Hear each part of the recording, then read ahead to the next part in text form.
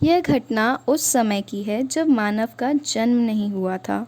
विधाता जब सूनी पृथ्वी को देखता तो उसे कुछ न कुछ कमी नज़र आती और वह इस कमी की पूर्ति के लिए दिन रात सोच में पड़ा रहता। आखिर विधाता ने चंद्रमा की मुस्कान, गुलाब की सुगंध, अमृत की माधुरी, जल की शीतलता, अग्नि की तपिश, पृथ्वी की कठोरता से मिट्टी का एक पुतला बनाकर उसमें प्राण फूंक दिए। मिट्टी के पुतले में प्राण का संचार होते ही सब ओर चहचहाहट और रौनक हो गई और घरौंदे महकने लगे। देवदूतों ने विधाता की इस अद्भुत रचना को देखा तो आश्चर्यचकित रह गए और विधाता से बोले, यह क्या है? विधाता ने कहा, यह जीवन की सर्वश्रेष्ठ कृति मानव है। अब इसी से जीवन चलेगा और वक्त आगे बढ़ेगा।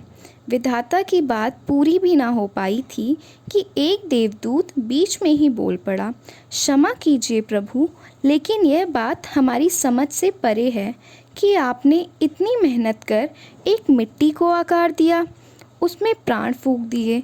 मिट्टी तो तुच्छ से तुच्छ है, जड़ से भी जड़ है। मिट्टी के बजाय अगर आप सोने अथवा चांदी के आकार में यह सब करते तो ज़्यादा अच्छा रहता। देवदूत की बात पर विधाता मुस्कुरा कर बोले, यही तो जीवन का रहस्य है। मिट्टी के शरीर में मैंने संसार का सारा सुख, सौंदर्य, सारा वैभव उड़ेल दिया है। जड़ में आनंद का चैतन्य फूंक दिया है। इसका जैसे चाहे उपयोग करो। जो मानव मिट्टी के इस शरीर को महत्व देगा वह मिट्टी की जड़ता भोगेगा। जो इससे ऊपर उठेगा उसे आनंद के परत दर परत मिलेंगे। लेकिन ये सब मिट्टी के घरौंदे की तरह क्षणिक हैं, इसलिए जीवन का प्रत्येक क्षण मूल्यवान है।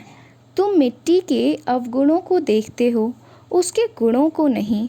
मिट्टी में ही अंकुर फूटते हैं और मेहनत से फसल लहलहाती है। सोने अथवा चांदी में कभी अंकुर नहीं फूट सकते।